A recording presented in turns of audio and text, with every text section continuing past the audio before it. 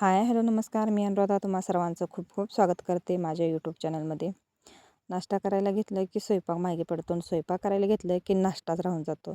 म्हटलं जास्त पोट भरणारं कोणतं आहे ते आधी घ्यावं आणि पहिल्यांदा घेतल्या चपात्याच बनवायला.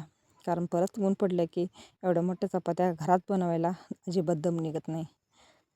चपात्या बनवून घेतल्या आणि सगळ्यात मोठं कोडं आलं ते भाजी बनवायचं. आज कशाची भाजी लक्षात आल्यानंतर हुलगे आहेत भरपूर घरात, त्याचीच बनवावी. पण इथे हुलगे शिजायला घातले आणि सगळ्याचे तोंड वाकडे झाले. कसली भाजी होते काय माहिती. शिजत घालायला घेतलं आणि नंतर बसले फॉल लावायला.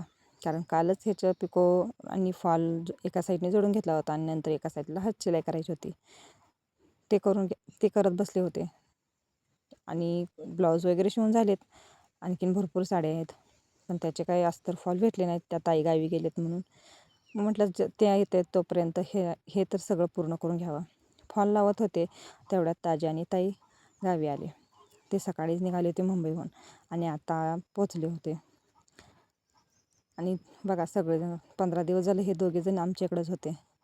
तर त्यांना किती आनंद झाला बघा. मम्मी पप्पा आले, सगळे दोघे कसे पळत आले गाडीत आल्या.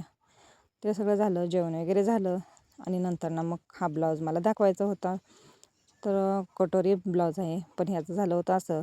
आमच्या घरात एवढी माणसं आहेत ना, शूट करायला लागलं की अंधार करायत. आणि ह्या ब्लाऊजला एका साईडला बीट्स आहेत आणि एका साईडला नाहीत.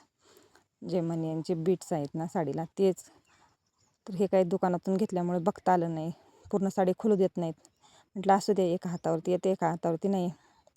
कसा वाटला व्हिडिओ आवडल्यास लाईक करा, शेअर करा आणि चॅनलला सबस्क्राईब करायला विसरू नका.